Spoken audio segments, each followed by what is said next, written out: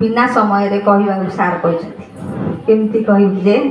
निज केमी विकास करी कहबी तथापि सामान्य मुझे लिखी सर्जनार पहली फुलक हृदय को आंदोलित करे से माध्यम खोजे कहा उपरे सवार हुई विकसित हो लोकलोचन को आसब अखंडतार प्रभाव प्रभावमान धाराटी से साहित्य तार सहयोगी होई आसी जुगे जुगे साहित्य सृजन कलार अनिंद इस्ताहार तथा चेतनार चौहदी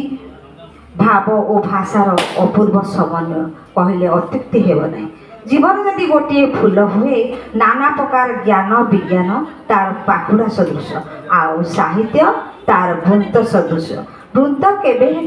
देखाड़ीर श्रद्धा पाए नहीं घरे माटीए श्रद्धा सम्मान न पाइला परी मातृभाषा तथा ताकू नहीं सृष्ट साहित्य प्रति समस्तकर उणा नजर रहे साहित्यर स्रष्टा आवेगरे बंचती आवेगरे मरती गोटे जीवन मध्य बारंबार जन्म नियंती साहित्य समाजर दर्पण सदृश एक शुद्ध जीवनर आदर्श संविधान साहित्य लाइफ बिल्डिंग इंस्ट्रूमेंट साहित्य सत्य शिव सुंदर वंदना करे आज उत्सव सर्जनशीलता को सम्मान देवाई सृष्टि होइछि मथारू बुद्धि हृदय आवेग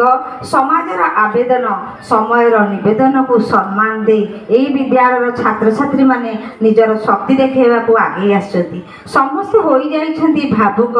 कवि लेखक आउ चाहूछन्ति ए अंचल अधिवासी मानकर आशीर्वाद झरी पड़ू गुरु गुरुमा शिक्षाधिकारी मानकर आशीष सेमानक चलापत्र को कुसुमित करिवो एति कहि मोर वक्तव्य सांग करूछि। जय जगन्नाथ।